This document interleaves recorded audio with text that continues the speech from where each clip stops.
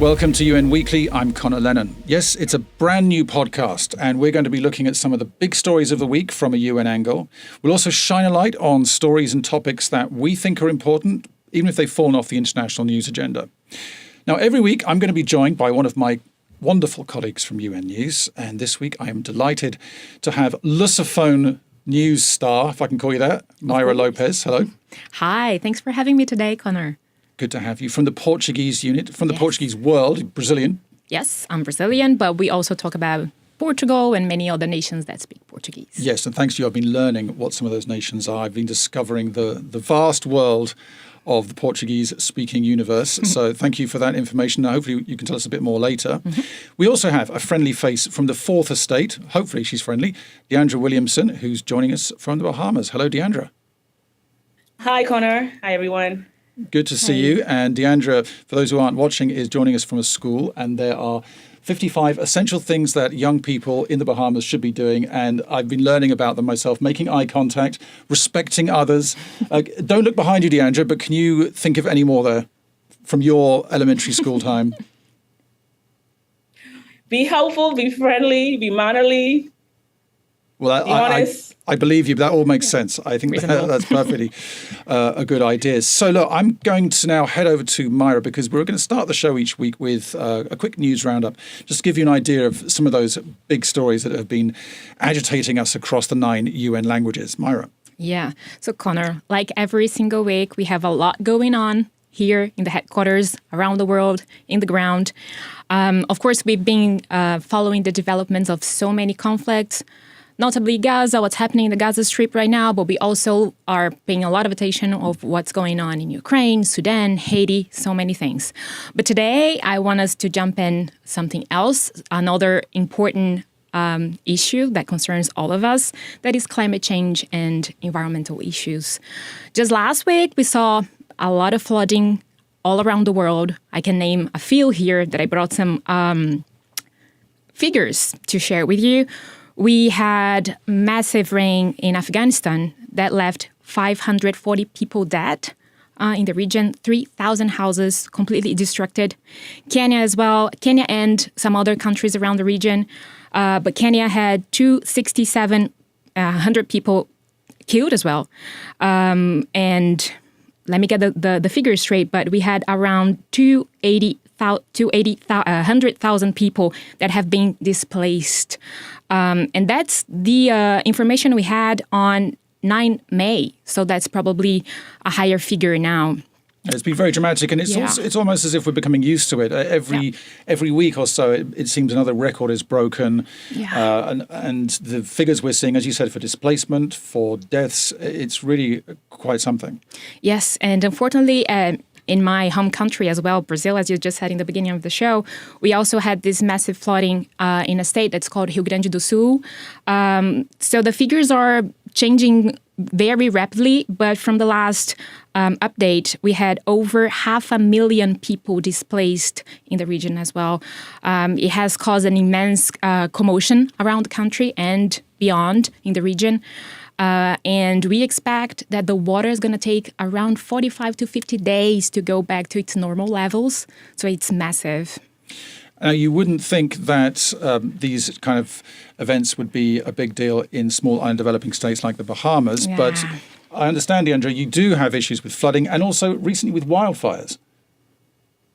Yes, Conor, recently this week we've been experiencing some wildfires here in New Providence, where I am, in the Coral Harbor area, that has disrupted the airport, because it's near the airport. It's disrupted flights and all that type of thing, caused power outages there. And also, too, we've had wildfires in Grand Bahama and Abaco recently as well in the past couple of weeks, and this week also. And then also, I think it was a few weeks prior, we had a wildfire in Andros. That's the largest island in the Bahamas. So because of the extreme heat right now, we're experiencing lack of rain, the climate issues, that's contributing to the wildfires we're seeing. And then also, too, we all know that climate change, the impact of climate change on the Bahamas is really hurricanes, actually, the major impact. And we've been seeing that a lot in recent years. The frequency and intensity of hurricanes is a result of climate change. So it's been hard. And the two islands that experienced the wildfires, Grand Bahama and Abaco, they were also hit by Hurricane Dorian in 2019, those two islands. So we're constantly seeing, this climate change and the effects on our small island developing state, the Bahamas, because we're in the hurricane belts, Atlantic hurricane belts. And because of that, we experience these issues with Hurricane Dorian. I mean, this year is going to make 5 years since Hurricane Dorian passed through the Bahamas. It made landfall in 2019. And people are still rebuilding. They're still trying to get their lives back together. Some persons, they're still awaiting death certificates because according to law, if a person dies and you can't find them, you don't have the body, they're listed as missing. So a lot of persons are still listed as missing from Hurricane Dorian.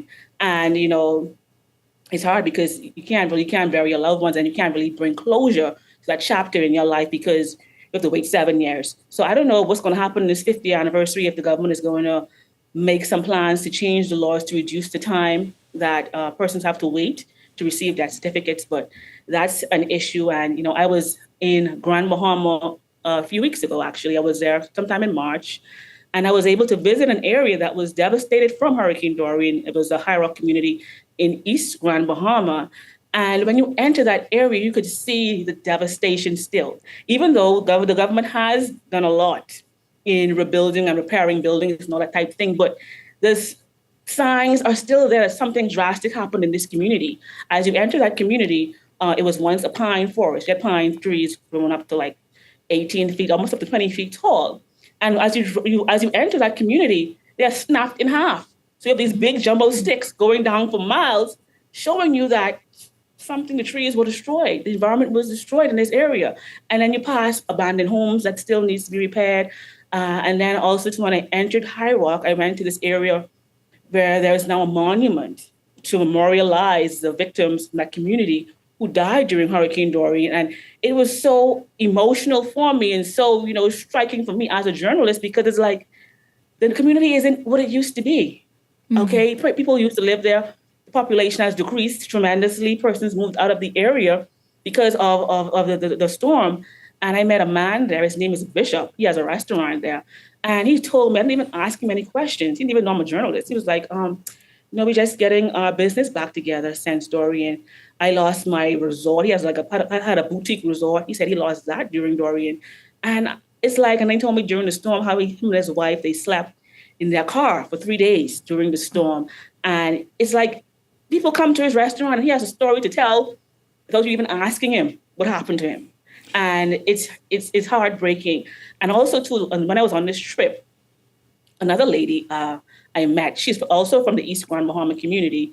Her name is Baronet Thomas. Her story was chilling. I mean, and I just went to a store. She had a clothing store. I was just went there browsing with my mom, and she opened up and told us how, she lost her husband and 3 children in Dorian. And I was like, gee. And because my mom, she's an island administrator, family island administrator, you call that. And she, the lady opened up and told us, what happened, how they took refuge in her husband's boat. He was a boat captain during the storm because their house had already gotten battered. And for some reason, the children got away in the boat and they were swept away. The husband went to save the kids and she never saw them again. Well, Deandre, so many stories. I mean, and what you're saying about the Bahamas is, of course, replicated across all of the Caribbean islands. Yes. And, you're talking about Dorian. It is. But we can talk about Irma, Maria, which caused great devastation of property and lives lost. And as you're saying, it takes so much time to try and rebuild from these tragedies. And then the next year, there could be more hurricanes. And the effect of climate change is that we are expecting to see more. So we'll be talking a bit later in the show about how the UN can help people to be better protected from the effects of these hurricanes. But let me just come back to you, Myra. You were talking about another island. This is in your region, your Portuguese-speaking region, Cabo Verde. Yes. Just wanted to add something to what Deandre was saying. Only yesterday we saw this report from WMO, which is an agency from the UN that monitors the weather agency. Yeah. And they were just saying that this is the 11th month in a row that we had a record in temperatures. So we're not seeing many improvements in this area, unfortunately. But yes, about Cabo Verde, just last week, our colleague Felipe was speaking to this official from the country, and he was telling us that they're receiving their shores at least the plastic waste for at least 25 countries. So it's massive volume of plastic waste that arrive to their shores, and they're very interested in something that the UN is doing, that is the plastic treaty. So just a couple of weeks ago, we had this fourth round of debates around this legally binding treaty that might come by the end of the year, but I think we can bring something else to tell us about this. Yes. So as you say, it's all about what the UN can do about plastic pollution. And yet another problem that small and developing states have to deal with, a problem for the whole world, though. So what can be done about it, and what is the UN's role? Well, here's a primer in plain language from our resident explainer, Pauline Batista. Hi there, my name is Pauline Batista, and this is the UN Explained. We may have a good understanding of what plastic pollution is, but today, the question is, what is the UN doing about it? Just as a reminder, every day the equivalent of 2,000 garbage trucks full of plastic are dumped right into the world's oceans, rivers, and lakes. And every year, 19 to 23 million tons of plastic waste leaks right into ecosystems under the water. Now, where does the UN come in? For the last 2 years, the UN has been bringing nations together to figure out how to deal with this mess. In April, a round of talks held in Canada ended on a really positive note, and there are high hopes that by the end of 2024, we can all finally agree on ending plastic pollution. Do you want to learn more about how the UN is helping communities to fight plastic pollution? Go to news.un.org and search plastic pollution. That was Pauline Batista, our resident explainer, breaking down plastic for us. Yes, pun intended. And Pauline will be back to demystify more UN language on the next show. Yes, so just as she was saying, this international legally binding instrument has been discussed for over 2 years now.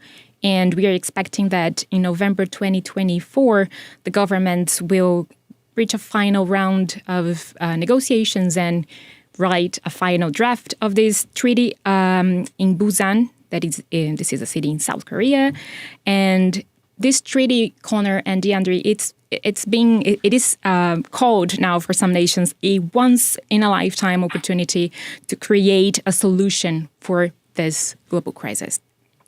Well, I got to see the problem firsthand. Small and developing states, as we've been saying, they're particularly vulnerable to plastic pollution, and as well as coping with this tsunami of waste washing up on their beaches every day, these countries are also generating a huge amount of plastic waste of their own. They're often struggling to effectively treat and process it. So I went to Trinidad to find out how the UN is working with civil society and the government to deal with its plastic problem. It's been estimated over 129,000 metric tons of plastic are imported into Trinidad every year. A lot of it is dumped into the rivers, where it washes out into the ocean. Plastic pollution has a detrimental effect on the health and livelihoods of people living in small island states like Trinidad, which often lack the means to effectively treat and process the waste. And that's why the UN is working with local communities on innovative projects to not only deal with that waste, but also find a way to reuse it. I'm Frank Tilaksing. I'm a physical oceanographer, and right now I'm the environmental director at the Rotary Club of Port of Spain West here in Trinidad. So explain where we are now. Sure, we are at the Marval River, which is one of the rivers that drains the Port of Spain, which is the main capital of Trinidad. And it's a thoroughfare of plastic that goes to the sea. We have a lot of plastic pollution in Trinidad and Tobago, and especially in our capitals. And basically, the people who are throwing their plastic out of the cars, on the side of the road, or even sometimes in the river, it flows down with the rain and goes into the sea. And it's causing a great, huge problem because, of course, plastic breaks down into microplastics. Turtles eat plastic bags and get killed, and it's damaging the environment. But not only that, it's also floating out into the sea through the islands in Trinidad and Tobago and into the Caribbean Sea, forming a big plastic pollution there as well. And what we're looking at now is just one river, the Marval, as you said, and There's a lot of plastic backed up against this boom, which is blocking the plastic from going out into the sea. Huge amounts of water bottles and other detritus and mess that's there. Give me an example of how long it would take for this mess to accumulate. So this will actually accumulate in less than a week. So it's every time a rain falls, that you'll get a lot of accumulation of plastic. So it's not a steady stream of plastic, but certainly after a rainfall, you will get this. So we, on average, we say every week or 2 weeks, you'll get this level of plastic here in the boom. Right, and this is just one river. How many other rivers? Oh, well, there are dozens and dozens of rivers in Trinidad. In the Port of Spain area, there's about 5 major rivers. All accumulating all having this kind of plastic going on, but they don't have booms. This is the first river in Trinidad that has a boom. So that they will, this is going to be the first project that sort of leads into the other rivers having booms as well. And visually, it's very striking to see how bad the problem is. And for all the other rivers that don't have the boom, this is just, every week, this is just going straight out. That's right, straight out into the sea. The sea is right down there, and all the rivers, of course, drain the land into the sea. So Trinidad has a lot of rain, especially during the wet season, and that just simply washes the land, cleans all the plastic from the land, but it has to go somewhere. So it goes into the river, and then that same rainwater takes it down into the sea. And this is a problem that all island states are facing. All island states in the Caribbean, especially ones that have a little industrial activity in them. Trinidad is people of Trinidad used to drinking plastic water out of plastic bottles and so on. So we have a long history of plastic use. We don't have a long history of responsible disposal, and that is what the problem is. And so we're trying to educate the public into properly disposing of your plastic, trying to create projects that extract the plastic physically from the environment and put it away so that it doesn't impact on the environment. What kind of support are you getting for this project? Right, so this project is one of the first kinds of in Trinidad and Tobago. They've never boomed a river in Trinidad. So this project is a pilot test project to see how this type of plastic extraction can work in the rivers. And we were funded by the UN GEF Fund. That's the Green Environment. Green Environment Fund, last year, October last year. And they gave us money to buy the boom, do the engineering, do the studies on the river, and to design the river extraction project. The other thing that's visually striking is the contrast between the dirty side and the clean side. Yeah. When you first put the boom up, you must have been quite encouraged to see that difference. Very, very much so. We weren't exactly sure if the boom would work, if the plastic will just go over the boom or under it, especially when there's a strong flow of water. But as you can see, it does trap it. The river is not a very deep river, so the plastic boom right now is on the seabed. But most of the time during the high tide and mid tide, it's going to be floating. So water can flow under it, fishes can go under it, and so on. But the floatables, the plastic, some organic material will be trapped by the boom. Our issue is ensuring that the boom is deployed correctly so that it can withstand the occasional very heavy flow caused by rains. And the shape of the boom is very important to us because we created the shape and a diagonal to the flow of the river so that when plastics do come and they trap in the boom, it's sent to one side, allowing easy access to extract. And as we've been speaking, just in the last few minutes, there I can see loads more bottles and cups coming down the river, becoming trapped in the boom. And you have a couple of your guys who are getting ready. You've been waiting patiently for Yes, they're going to extract everything. So maybe you just let them get on with it, Frank. Let's get out their way. Yeah, you can carry on. I was talking to oceanographer Frank Tilak Singh at Invaders Bay in Trinidad. Now, only around 10% of plastics in Trinidad are recycled, and the remaining 90% are discarded, either in landfills, waterways, or elsewhere in the environment. The UN in Trinidad is attempting to make a dent in these stark figures by developing upcycling projects that involve collecting discarded waste and turning it into useful products that can benefit local communities and the country at large. You can see the full video on the UN YouTube channel or on UN Web TV, and we will put the link in the description. Now, if you're interested in what's happening in small island developing states, particularly how they're coping with the climate crisis, you might like to know about a UN event taking place in Antigua and Barbuda at the end of the month. It's a once-in-a-decade conference, and here to tell us more is my former colleague, May Yaacoub, now head of advocacy for the Office of, this is quite a mouthful, the Office of... Okay, I can't say it. It's OHRLLS. There is no nice acronym for it, but why don't you explain it instead? Sure. Thank you so much, Conor. Thank you for having me. It's really an interesting event that we will talk about in a minute. But just to say that our office is the Office of the Least Developed Country, Landlocked Developing State, and Small Island Developing States. And mainly we take care of those three groups. This conference, upcoming conference in Antigua and Barbuda end of this month, will be focusing on small island developing states, on SIDS, and it will be the 4th international conference on small island developing state. So this is the 4th conference that will be culminating in a new agenda for SIDS that will be charting the course toward resilient prosperity. So as they haven't had one for 10 years, I assume it's a big deal for them. It is. Lots of heads of state from these countries. So we're talking about, the Pacific Islands, talking about Caribbean Islands, any other regions I've forgotten. And ACE too, yes. Yeah, so all over the world. And Deandre, you're going to be there, I understand, representing the Bahamas. Yes, Conor, I'm going to be there. I was selected to participate in the SIDS 4 journalism campaign, the journalism fellowship that's going to be there. And I am so excited to join other journalists from around the region to report on our future. What we can we expect as small island developing states in the next decade to come. And I look forward to reporting stories on climate change, climate financing. We're looking forward to topics on that.